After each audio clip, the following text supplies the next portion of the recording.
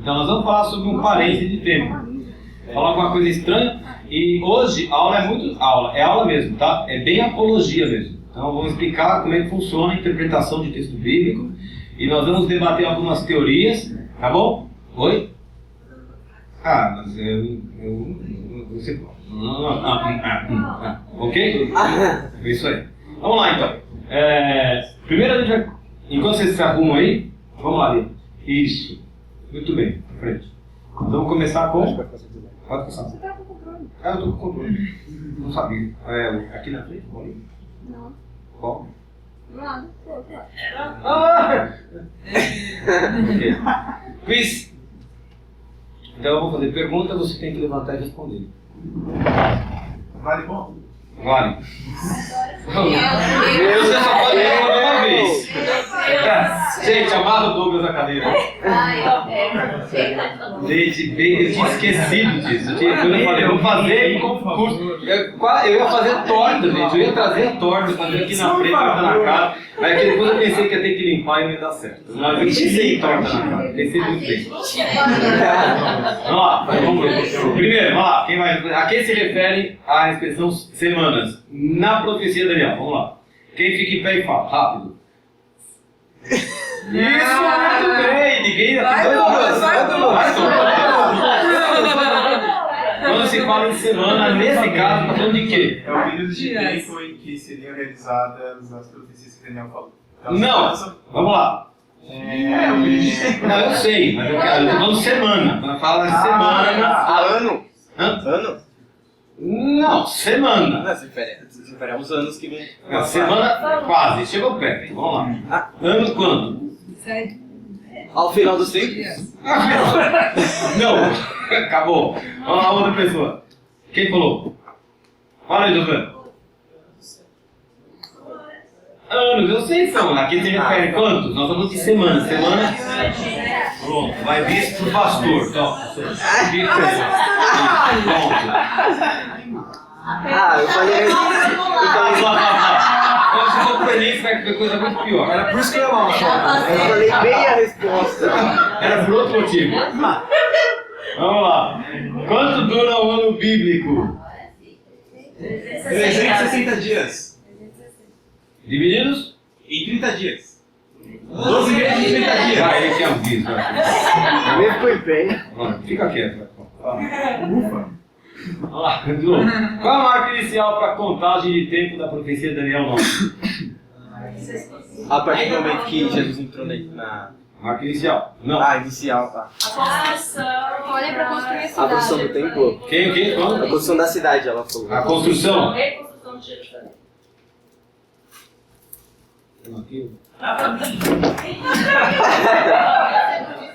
Vamos lá. Mais uma, vamos lá. Qual foi o marco final? Calma lá. Eu respondi na pergunta anterior. Peraí. Você tem... Calma, de acordo com Daniel 9. De acordo com Daniel 9, qual foi o marco final? Quando o príncipe entra em Jerusalém. Ungido. Mas você tinha que ficar em pé falando. Não vai. E conforme Zacarias 9:9, não vale abrir a Bíblia. Não é vocês que simularam, olha, a vez que eu estava estudando, eu estava vindo da Bíblia para procurar o texto. Ela não sabe onde está essa Que maldade. Você vai entrar no curso. Vamos lá. De acordo com Zacarias 9:9, essa pergunta aqui vale 2 bis. 2 bis. Bom? Lídia, não vale abrir, Lídia. O que é isso, Lídia? Cola não. Jumentinho. Explica melhor aí. Vai, dois. Jumentinho que ninguém podia ter usado, ia pegar a Ele entrava no jumento. Toma, vai, prepare para a mulher. Ai, que bonitinho. Na verdade, a pergunta não estava formulada. É que quando você lê semana na Bíblia, na verdade o texto é escrito 7. Então a pergunta não estava errada, não. Ele estava certo. Lá ele fala 7. E aí sim, são 7 anos. Ok? Mas... Nossa, podia ter visto sem falar disso e tudo, não seria possível a gente seguir em frente, né? Então, quando o estudo é sobre a cronologia, ele fala em 7 semanas, 62 semanas, eu nunca encontrei uma explicação, nem achei na Bíblia, nem li nada explicando por que ele divide em 7 e 62. Certamente Deus tem um mistério nisso, mas aí ele forma um bloco de 69 e depois uma que fica sozinha lá, né? E existem duas teorias entre os teólogos sobre essa divisão de 69 e 1, né? A primeira teoria é a da interpretação contínua. Os adeptos dessa teoria acham que a 70ª semana seguia-se a anterior, como amanhã começa uma semana que está seguindo essa aqui. Então, quando acabou a 69ª semana, começou a 70ª e vai em frente. E existe uma outra teoria, que é a que nós seguimos aqui, né, que diz que existe um hiato, um intervalo de tempo entre o período de 69 semanas e a última semana.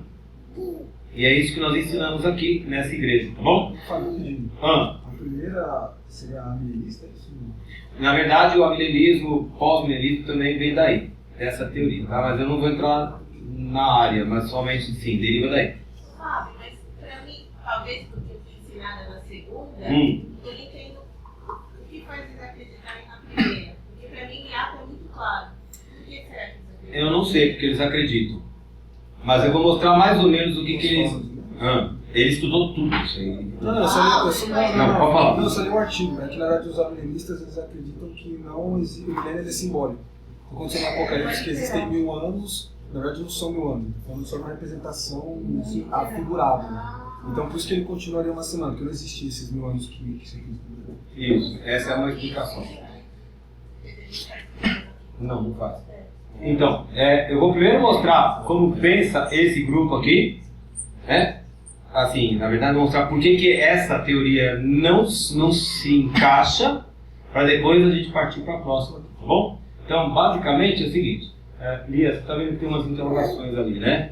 Então, quando eu pedir, você vai lá. Então, o primeiro ponto é que vamos supor que a 70ª semana fosse logo em seguida a 69ª, tá? Então, se fosse assim, Jesus morreu, ou Jesus entrou em Jerusalém no 32 mais 7, 39. Então, passa lá, Lia, para mim, lá no link. Então, se tivesse acontecido isso, então você teria... Tá dando pra ver aí? Vamos lá. Então você teria... Eu peguei a ideia do Vitor e dei umas adulteradas aí no texto, tá bom? Espero que não se ofenda com isso. Se fosse verdade, então você teria 69 semanas, um giro é quando Jesus entra em Jerusalém, em seguida ele morre, e aí mais 7 anos, 39, depois Jerusalém seria destruída, e nós estamos em algum lugar aqui depois, e toda essa profecia já teria se cumprido. Né? Agora, daqui a pouco eu vou dizer por que não. Então a gente clica na setinha lá, viu, filha? Na setinha. Isso. Então, para algumas pessoas, Jesus teria morrido no meio da semana. Jesus teria morrido lá nos 3 anos e meio, nos 1260 dias. E então daria um gráfico mais ou menos assim, como ela vai mostrar agora ali nas interrogações ali.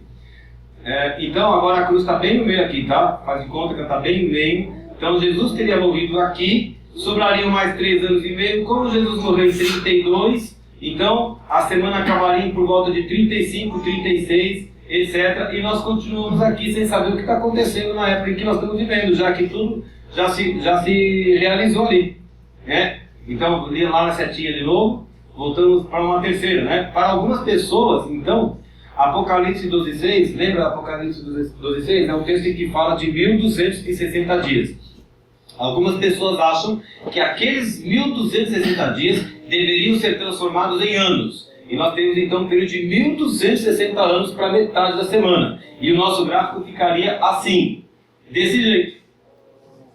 7 semanas, 62 semanas, um giro, Jesus morre, Jerusalém é destruída, e na metade da semana, que seria, sei lá, volta de 1200 e sei lá quanto, 1280, 1260, não, 1230, sei lá, alguma coisa por aqui, teria acontecido a quebra de um pacto que você nunca conheceu na história, você nem ouviu falar disso na Idade Média, né? E se isso é metade da semana, então o ano completo, a semana completa 2.520 anos, e nós estamos em 2019, ainda faltam mais uns 500 anos para essa semana acabar.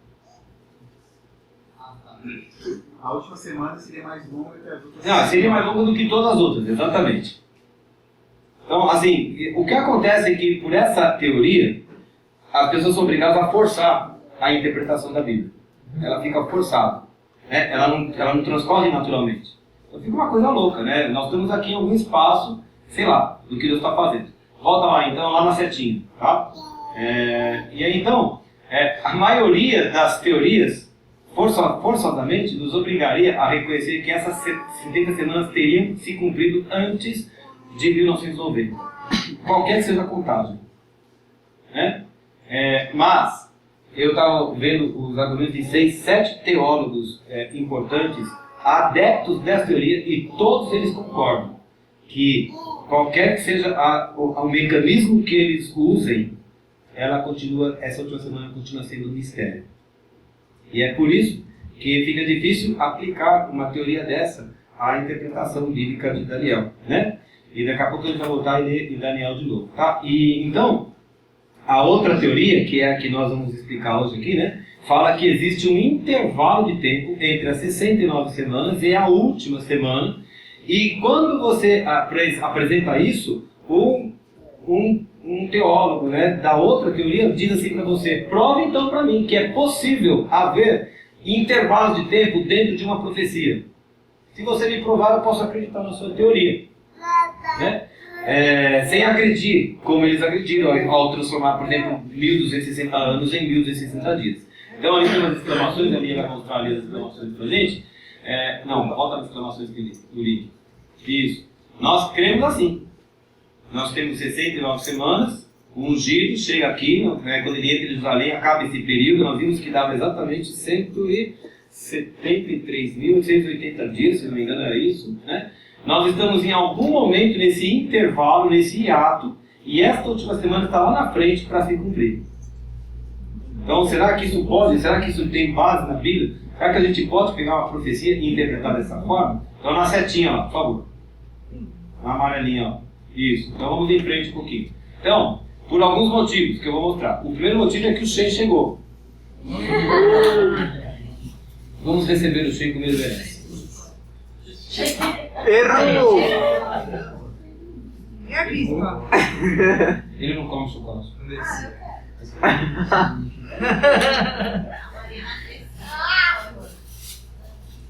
Certa pergunta. Você tá falando e ela tá só ali embaixo do seu. Eu sei. Eu vi. O que eu tô falando, ela tá assim pra baixo. Não, tá de olho no bicho.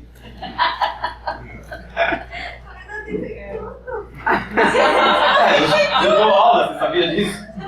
Tô acostumado. E ela nem fica vermelha, gente. Ela nem fica vermelha, com um pecado desse. Praticando a gula na igreja e não fica vermelha. Bom, enfim. Bom, voltando então. Primeiro ponto então que eu quero mostrar para vocês é que essa é a tradução, desculpa. A teoria do intervalo é a tradução natural, absolutamente natural do texto, ou a interpretação natural. Vamos provar? Então, primeira coisa que você tem que pensar é o seguinte: a Bíblia foi escrita por homens, né, mas inspirados por Deus, só que eles viviam num contexto oriental. O ocidental conta tudo em função de tempo: anos, semanas, meses, né, dias, horas.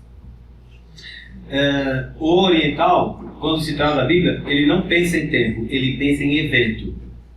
Qual é o próximo evento que tem que acontecer? Qual é o próximo? Então, os orientais, eles olham qualquer profecia e eles pensam nos fatos que vão ocorrer e eles não estão preocupados com a sequência temporal. Nós, ocidentais, é que temos essa preocupação. E como a Bíblia foi escrita por pessoas dentro de um contexto oriental, nós precisamos aprender a pensar como eles pensavam. Então, despluga a cabeça do relógio, do calendário, e pense orientalmente, se é que isso é possível, né? Então, a primeira coisa que tem que pensar é que, na verdade, 70 semanas não tem necessariamente que ser sequenciais. Por exemplo, eu vim aqui e falei assim: nós vamos fazer um curso sobre 70 semanas em 4 aulas. Você achou que tinha que ser 4 sábados em seguida. Mas por que tem que ser 4 sábados em seguida? Eu falei que são 4 aulas. Mas a nossa cabeça fala, e a gente até chegou a discutir isso, né? Quando que nós vamos começar? Porque tem que caber 4 sábados. Aí tem uma hora que eu falei, Vitor, vamos esquecer, isso aqui não vai dar certo nunca. Sempre vai ter um intervalo no meio, a gente não vai conseguir encaixar isso. E olha que bacana, né? Ficou até profético. Porque sábado que vem não vai ter 70 semanas. Eu já estou avisando a vocês que eu vou cabular sábado que vem. Na verdade não é uma cábula intencional, é uma cábula obrigatória. Eu tenho um casamento em Araraquara, ao qual eu não poderei faltar. De jeito nenhum. Entendeu? Minha sobrinha vai se casar e não tem como. No sábado que vem nós não estaremos aqui. Aí no outro sábado também não vai ter. Renovação. Porque é renovação. Então, o próximo encontro deste assunto é daqui a 3 sábados. Mas não mudou nada, continuam sendo 4 encontros. O que Deus disse ali, olha lá, bom, agora você vai para Daniel 9, né? O que ele disse no versículo 24? Daniel 24, 70 semanas estão determinadas. Ele nunca disse que eram 70 semanas sequenciais. Não está dito isso, está dito que são 70 semanas. Nossa cabeça ocidental é que obriga Deus a fazer sequencialmente. Mas Deus não é obrigado por ninguém, né? Então, e esse período termina com um evento específico, que está em Daniel 9:5, né? Nós já sabemos disso, tem uma hora que termina esse período de 69 semanas. Desde a saída da ordem para restaurar e edificar Jerusalém até o ungido com o príncipe, que é quando Jesus entra em Jerusalém montado no jumento. Vocês já falaram isso para mim também. E olha só, gente, Daniel 9:26. Depois das 62 semanas, lembra que eram 7 mais 62, né?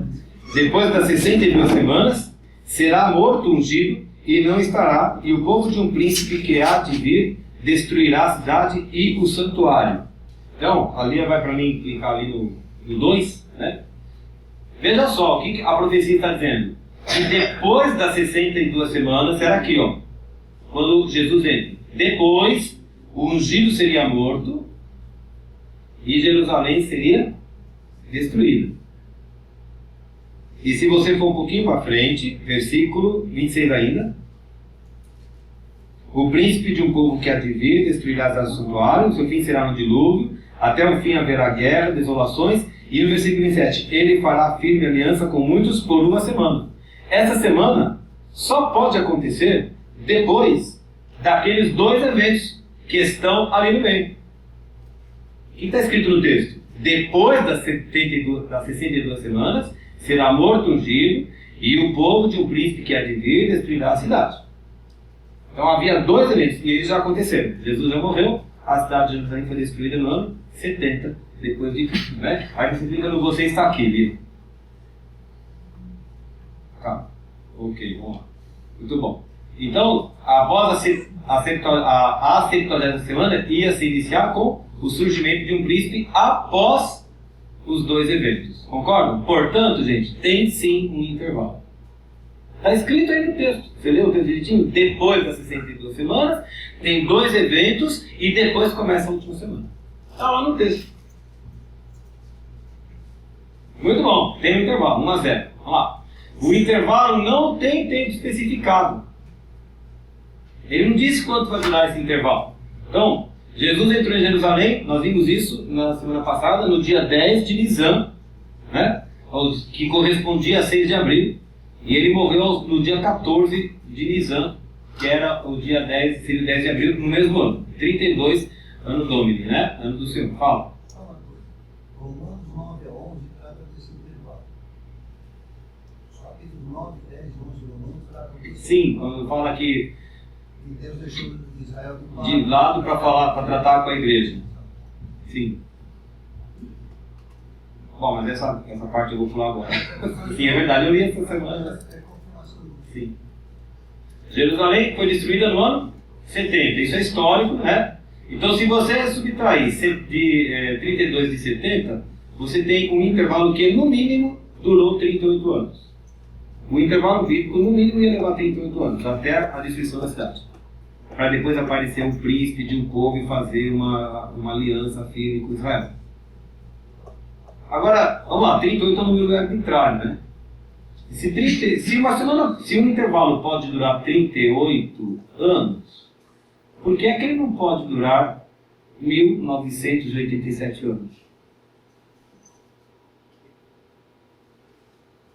Deus disse que ia ter intervalo. O intervalo no mínimo durou 38 anos, porque Jesus morreu no ano 32, a cidade foi destruída no ano 70, os dois eventos tinham que acontecer antes da 70ª semana, portanto nós tínhamos pelo menos 38 anos de intervalo. Ora, se Deus decidiu dar 38 anos de intervalo, por que ele não podia dar 1987, 2003 anos?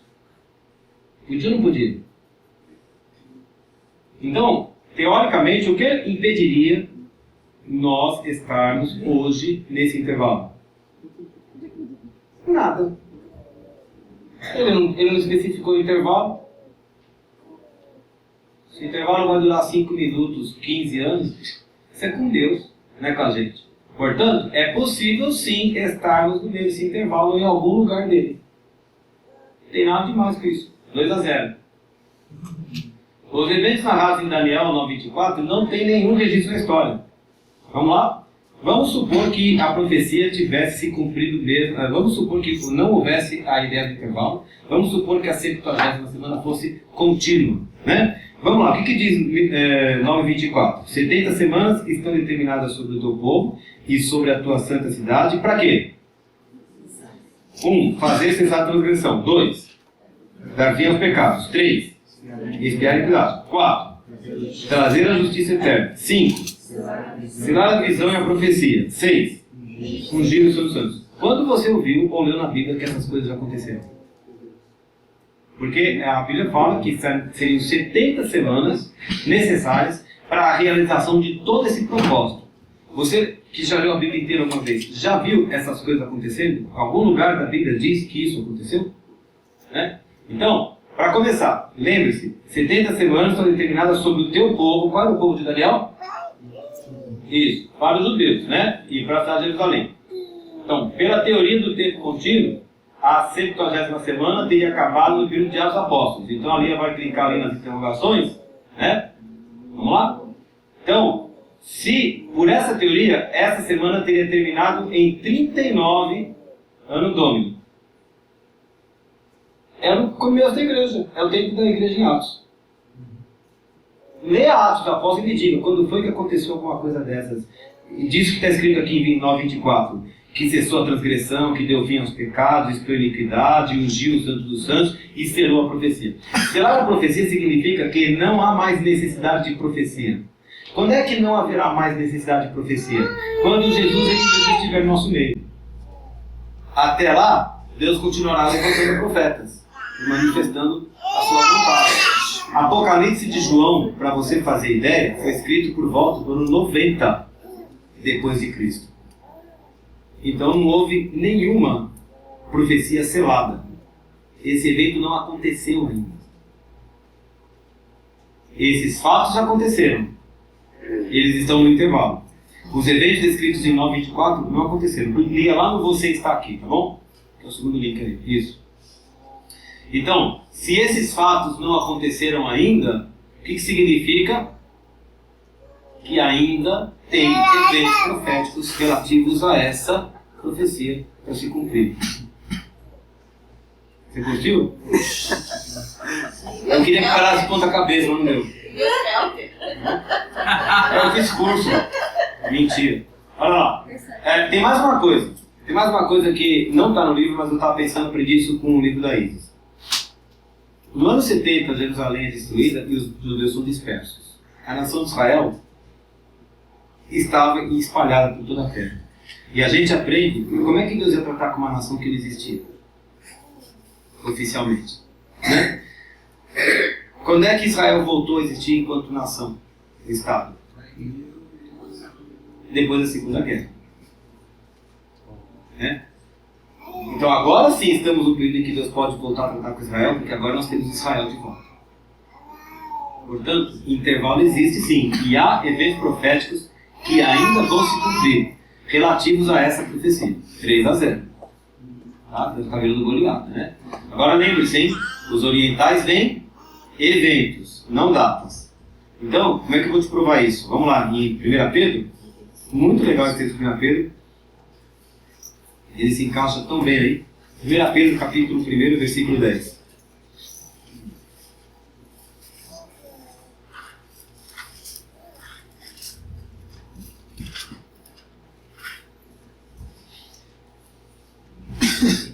Foi a respeito desta salvação que os profetas indagaram e inquiriram, os quais profetizaram acerca da graça a vós outros destinada, investigando atentamente qual a ocasião ou quais as circunstâncias oportunas indicadas pelo Espírito de Cristo que neles estava ao dar de antemão testemunho sobre os sofrimentos referentes a Cristo e sobre as glórias que o seguiriam. Vamos tentar explicar de novo? Os profetas, inspirados pelo Espírito Santo, viram tanto o sofrimento de Cristo como as glórias que Jesus teria depois. Deus mostrava para eles esses eventos sobre Jesus. E por isso, então, eles investigavam, eles inquiriam, na verdade, e perguntavam a Deus sobre as datas, sobre o momento, ou sobre a época, ou sobre as circunstâncias em que se dariam os eventos tanto do sofrimento como da glória de Jesus, da glorificação de Jesus. Os profetas sempre quiseram saber os tempos, mas o Senhor não mostrou para eles. Eles queriam saber os indicativos, né? Mas Deus não mostrou para eles. E a gente prova isso em Daniel capítulo 9. A gente volta lá para Daniel.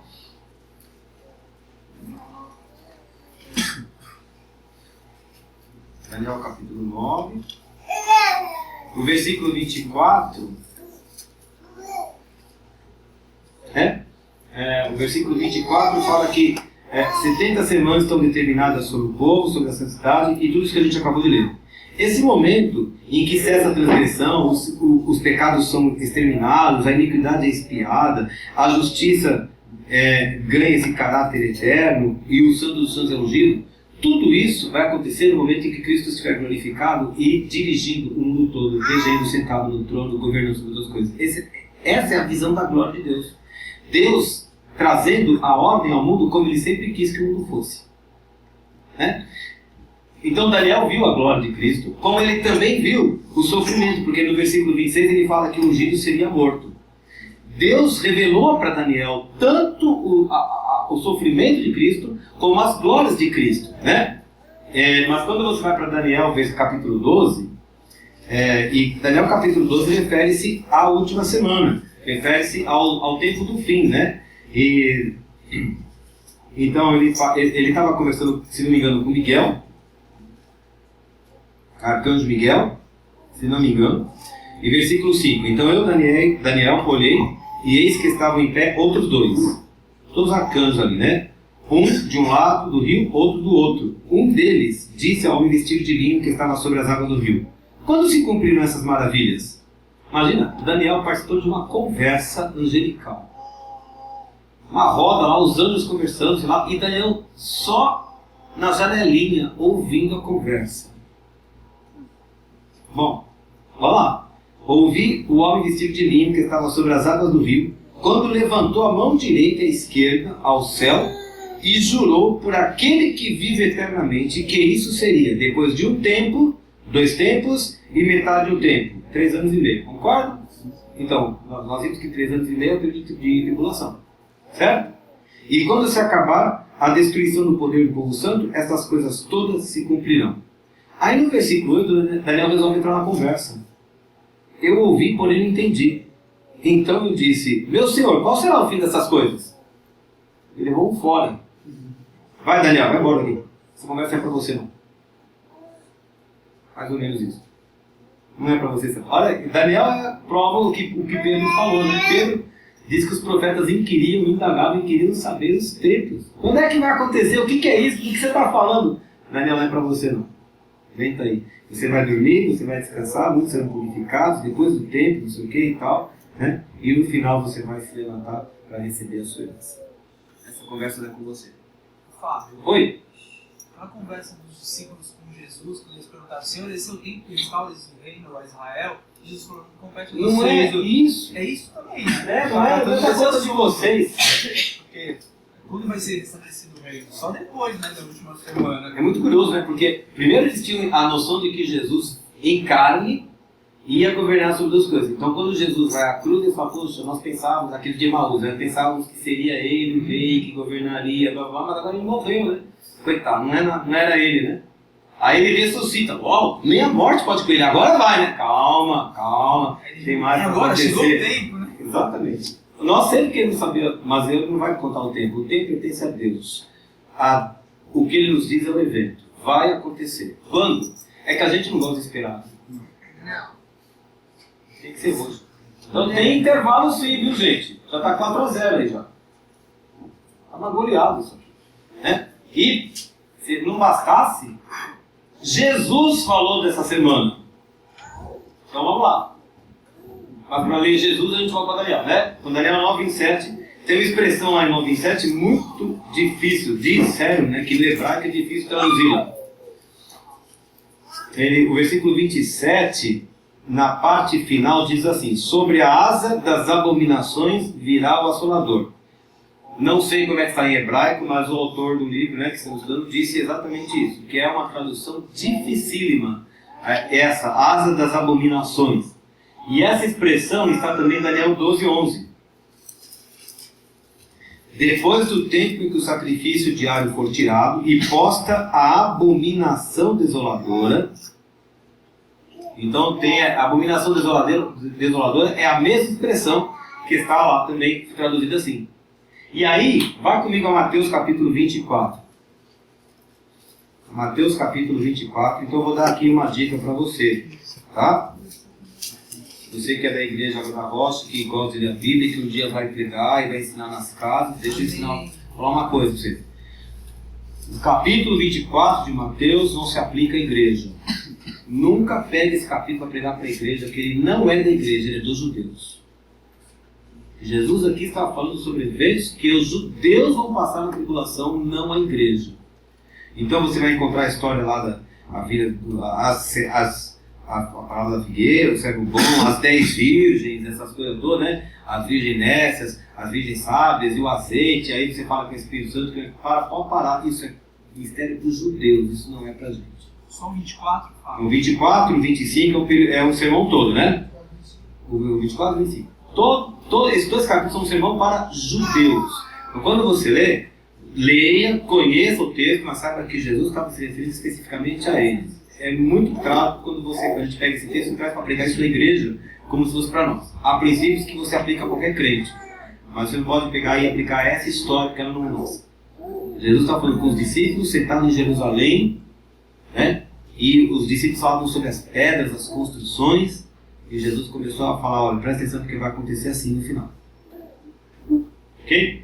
E olha lá o versículo 15 que ele falou: quando virdes o abominável da desolação, de que falou o profeta Daniel no lugar santo, tá vendo? Então esse abominável da desolação é a desolação, as das abominações, a abominação desoladora, é essa mesma expressão, é o anticristo, que vai firmar, é o príncipe com P minúsculo que vai firmar uma aliança com Israel e que no meio da semana vai quebrar o pacto. É esse camarada aí. Oi? Não fala desse assunto que é para judeus, é o versículo 20, né? Fala que a vossa fruta não se come no inverno nem no sábado. Para nós, igreja, não interessa se é sábado, se é sexta-feira, se é domingo. Ele não quer descobrir É isso. para judeu. Estou te falando agora. Eu ia perguntar agora o que diz pra gente que é porque é para os judeus. Como que eu sei? Para nós não faz diferença no sábado. O judeu não podia caminhar numa tanta medida, tem uma, pela lei, pode caminhar um certo percurso só, quer se fugir, complicar. Então, né? Exatamente. Isso tudo, né, que ele fala, isso aqui se refere à grande tribulação mesmo. Né? Então, Mateus 24:11, olha só. Vamos lá. Gente, eu falei errado, tá? Não é 24, mas eu vou achar. Ou é aqui? Eu fiz aquilo que eu detesto quando acontece. 24:21. Eu estou enrolando por quê? Olha lá. Porque nesse tempo, orai para que... Vamos ler o 20 então? Orai para que a vossa fuga não se dê no inferno no sábado, porque nesse tempo haverá grande tribulação. Aliás, os estudiosos dividem a tribulação em duas partes: tribulação e grande tribulação. Primeira metade só a tribulação, e a grande tribulação foi Jesus quem falou, né? A partir da segunda metade da semana. Grande tribulação, como desde o princípio do mundo até agora não tem havido e nem haverá jamais. E também em Mateus 24, 29 e 30. Vamos ler, ok.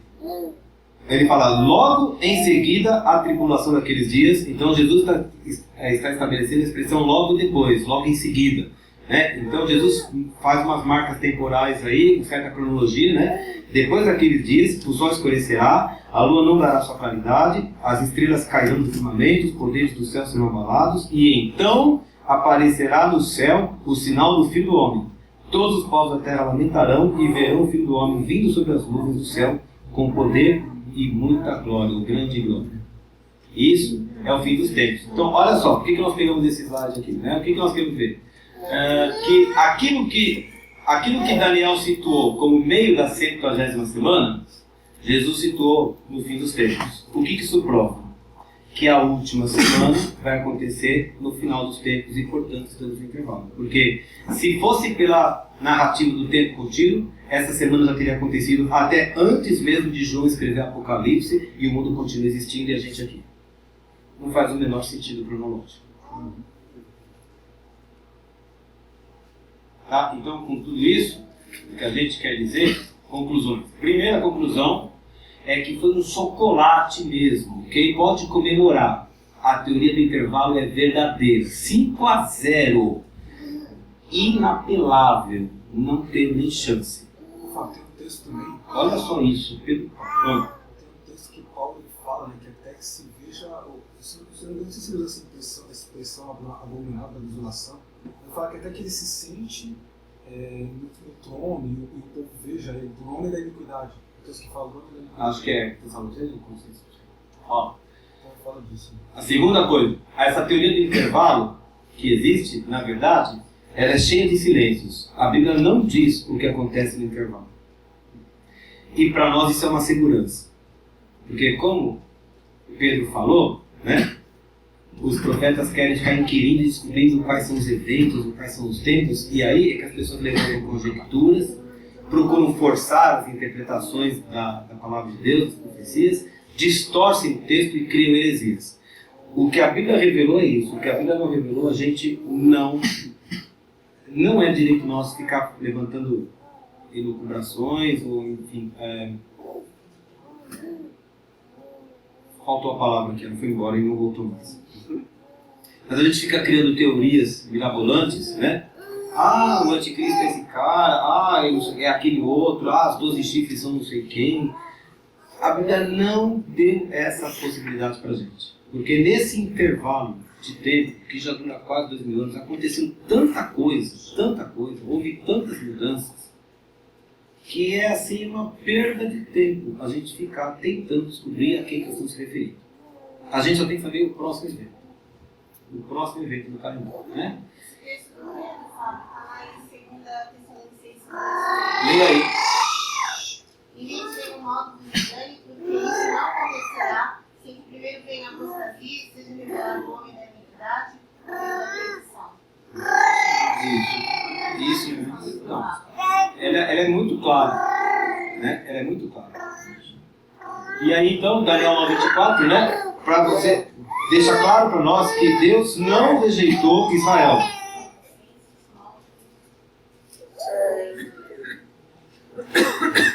Salmo 24. 70 semanas estão determinadas sobre o teu povo. Deus trabalhou até 69 semanas, falta uma. Deus vai tratar com Israel ainda. Ok? Ele só está dando tempo. Nesse tempo que ele não está tratando diretamente com Israel, ele está tratando conosco.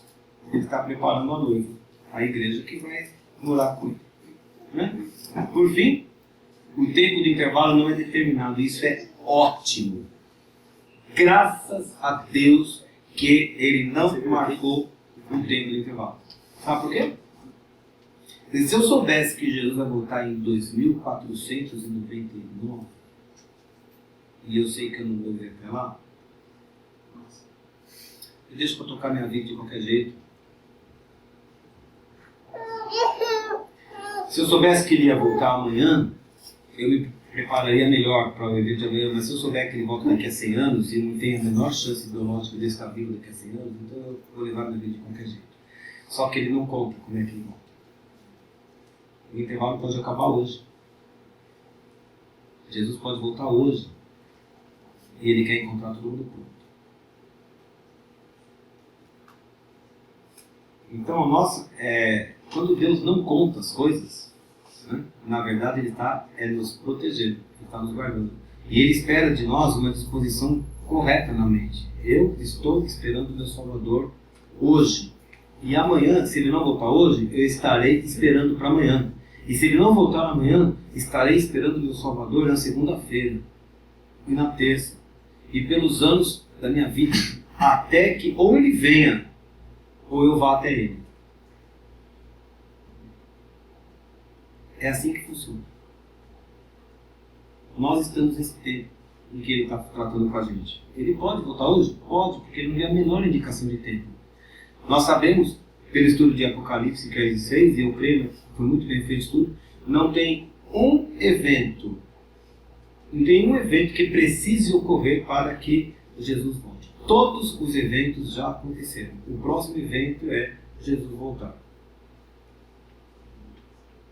E podia ser hoje, né? Falar a verdade. Então tem coisa assim que a gente olha nesse mundo e fala: Jesus volta logo, né? Deixa passar por isso. E eu queria terminar então falando duas coisas. Como é que vai ser o mundo no fim dos tempos? Daniel 9:6, então, você está lá?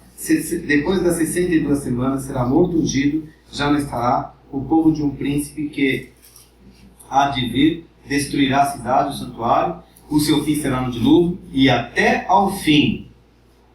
Nós estamos no período do até ao fim, nesse momento que vai desde a destruição de Jerusalém até ao fim. Nós estamos no meio? Ok. Até ao fim haverá guerra e desolações são determinadas. Então a primeira coisa, é muito legal essa parte desse versículo. Gente, quando a Bíblia fala que até o fim haverá guerras, isso apenas aponta para o caráter do ser humano. Ok? Haverá guerras como resultado da nossa perversidade. Nós somos pessoas. O ser humano é ruim. O ser humano é ruim. Ele é mau. E enquanto houver gente, haverá guerra. Obviamente, muitas guerras foram evitadas, graças a Deus. Muitas,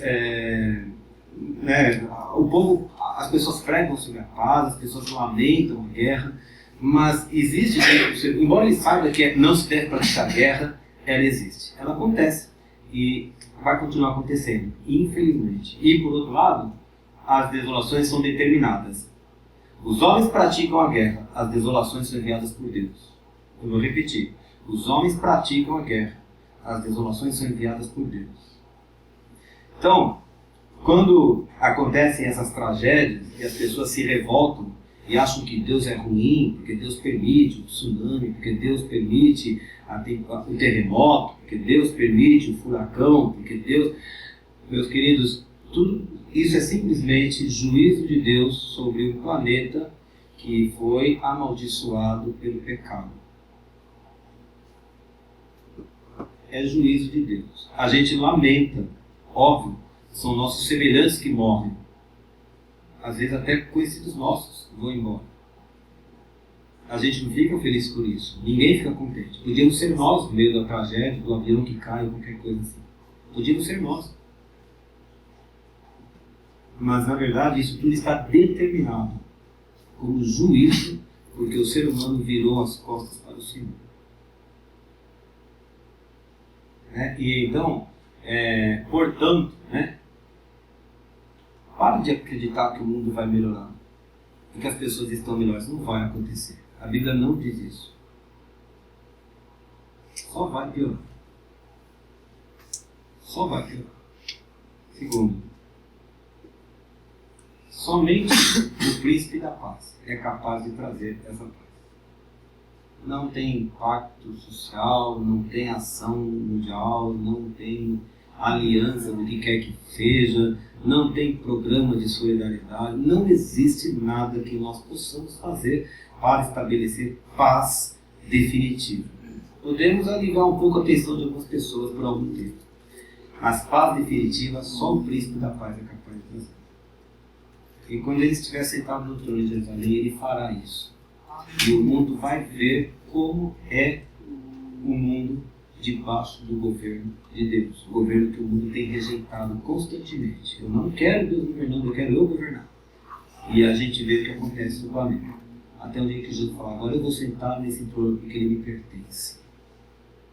E aí nós vamos ver de fato como é que devem ser as coisas. Nós vamos chegar lá. Eu espero ter hoje não é um dia de sair comemorando muito, né? Mas é uma coisa mais apologética, como eu falei, né? Eu só vim aqui trazer a teoria do intervalo. E porque ela é totalmente plausível, né? Ela deu uma lavada na outra teoria. E na próxima vez que a gente se encontrar aqui, que vai ser só em outubro agora, que coisa longa, né? Distante. Ainda bem que setembro passa rapidinho. É engraçado, são 30 dias, mas você diz que já foi, mas setembro é muito esquisito. E a gente vai falar então sobre a última semana, especificamente o que acontece ali. Bom, quem gostaria, primeiro, alguém gostaria de comentar alguma coisa? Josué, fala. Você pode falar mais alto quando eu ouvindo? Eu li no livro de Jeremias, Ezequiel, você falou de paz, é interessante que só fala de governo de paz, é só fala de desastre, só de... Nossa, Jeremias é de dar pena. Jeremias é de dar pena. Eu li Jeremias recentemente, é de dar pena. Só tem juízo. Aí no final ele fala um pouco sobre a restauração, mas bem pouco. Né? Fala, quem ia falar aqui? Eu. Fala. Não, na verdade, do que você estava falando, de não estar determinado em tempo, são duas coisas que, se a gente olhar a caminhada de Paulo, Paulo vivia e atuava e agia com a convicção de que Jesus viria a qualquer momento. Isso que você estava falando, se a gente olhar a trajetória de Paulo, é exatamente isso. Ele ia falando para as pessoas, pregando o evangelho e salvando o máximo possível de pessoas que ele podia alcançar e que ele podia pregar, porque ele tinha certeza que Jesus ia voltar a qualquer tempo. Então é um baita de um exemplo para como a gente tem que caminhar de fato, né? Porque, é como Paulo fazia. E Jesus falou isso, né? Ele falou que ele vai voltar como um ladrão, né? A qualquer hora, você não sabe quando o ladrão pode chegar na sua casa e querer entrar lá. Então que a gente seja pronta para isso mesmo, né? Para qualquer momento. Enfim, Tem um livro que eu gosto de ler muito, tá? É o Heróis da Fé. E ele fala justamente isso que o Edu falou no começo. Ele fala que os discípulos, eles estão vendo Jesus subir.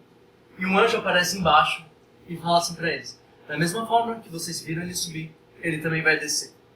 Após esses dias, os discípulos começaram a viver a vida deles como se Jesus pudesse chegar a qualquer momento.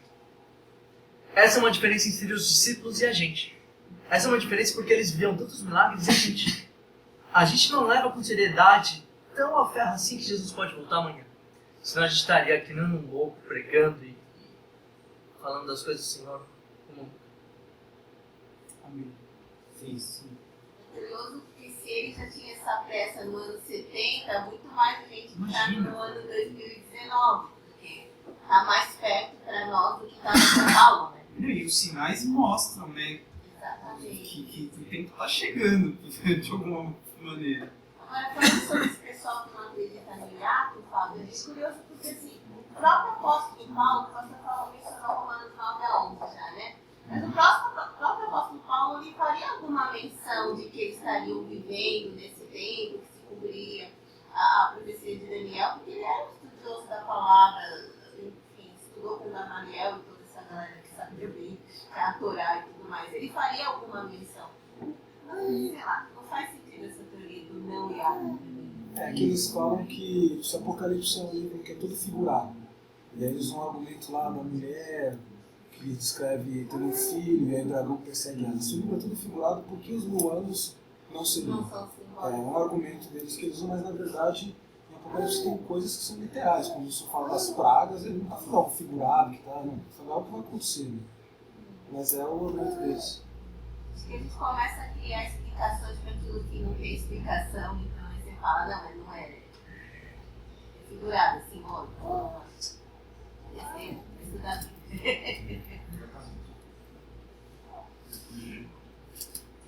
Alguém mais quer falar uma coisa? Não?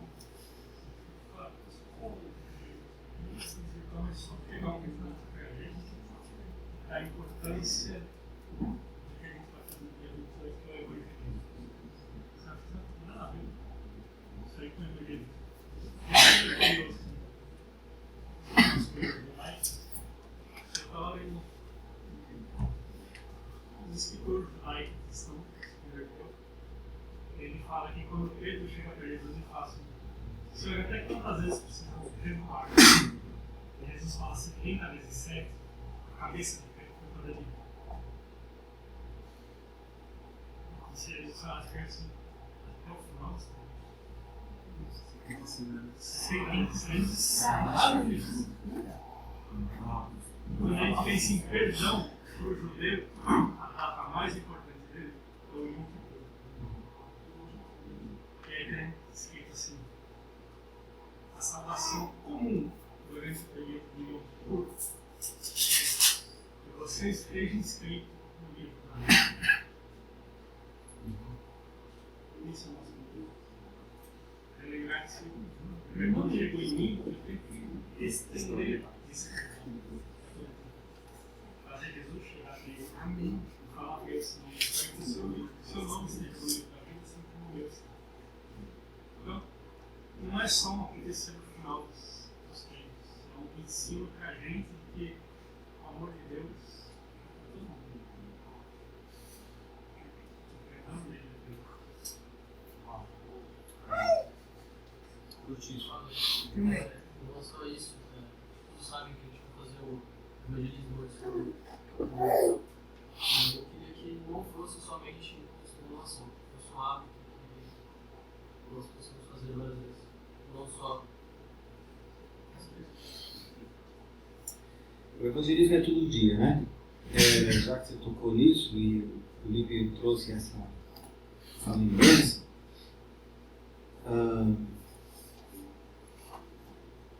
é muito interessante que eu leio em Pedro que a gente pode adiantar a volta de Jesus. Eu fico pensando, ele fala literalmente isso, que a gente pode trabalhar para acelerar a volta de Jesus. Uma coisa maluca, né? A gente não pode atrasar, mas a gente pode adiantar. E como é que a gente adianta? Eu vou evangelizar os outros. Então, se eu quero que Jesus volte logo, a última coisa que eu tenho que fazer é cruzar os braços. Tem que arregaçar as meninas e bola para frente. E eu quero falar para vocês uma outra coisa, que é um pouco aquilo que a gente conversou, um pouco que eu estava falando do Duas de começar o culto, e eu queria trazer essa reflexão para vocês. E eu quero cutucar vocês, deixar você bem incomodado aí, no melhor dos sentidos, né?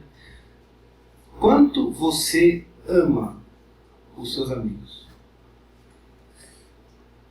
Não precisa me responder. Você tem amigos aqui dentro da igreja, mas você tem amigos fora daqui. Qual é a medida do seu amor por eles? Eu estou te perguntando isso porque Deus não colocou essas pessoas por serem como seus amigos por acaso. Não colocou essas pessoas como meus amigos, colocou como seus amigos. Quanto de você quer que essas pessoas estejam na presença de Jesus quando você subir? Por que eu falo isso? Porque a gente sempre tem um bom motivo para ir até eles. E eu não estou questionando os motivos, eles são ótimos. Um jantar, um almoço, um passeio, uma festa. Eu não tenho nada de errado com isso. Quanto você se esforça? Eu vou perguntar diferente. O seu esforço para trazer essa pessoa para Jesus é da mesma ordem de esforço dessa pessoa para levar você com ela?